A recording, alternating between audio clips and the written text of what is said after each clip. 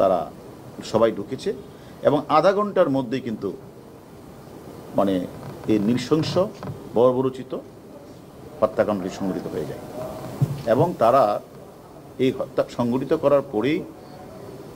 ঠিক আধা ঘন্টা বা 1 ঘন্টা পরেই এদের মধ্যে একজন যে সংগঠন করছে আবার বাইরে বের হয়ে যায়, গিয়ে সেখানে আবার ভিকটিমের মোবাইলটা তারা অন করে সেখানে কিছু কথাবার্তা করে, অর্থাৎ যে ডিভাইসটাকে তারা ভিন্ন খাতে করে ওকে বাইরে চলে, সেখান থেকে আবার ভিতরে আসে, এসে তারা এটা আপনাদের বললে মানে এটা আসলে বলাও এটা আমাদের সকলের জন্য অত্যন্ত একটা কঠিন বিষয় যে তাকে তারা মানে মানে তাদের প্ল্যানটা ছিল এরকম যে তারা একদিকে তারা বিদেশের মাটিতে হত্যাকাণ্ড সংঘটিত করবে এবং লাশটাকে এমনভাবে গুম করা হবে যাতে কেউ কোনোদিন খুঁজে না পায়, যার কারণে তারা মানে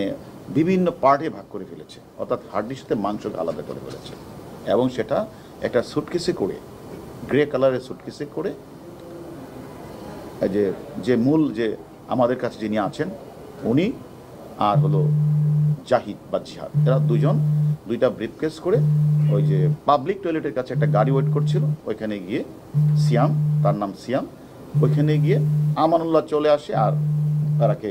আমানুল্লাহরও একটা নাম আছে, এরা এখনও কেউ অনেকে জানেন না, তার একটা নাম আছে। তার সেখানে গিয়ে তারা ওই দুইজন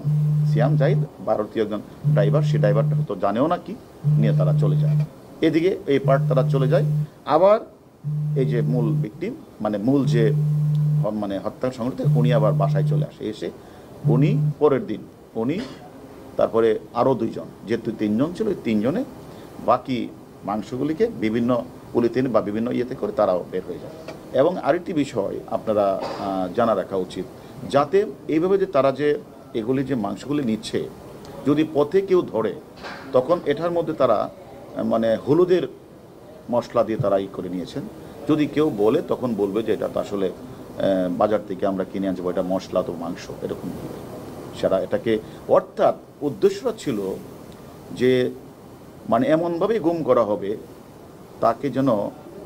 কেউ কোনো দিন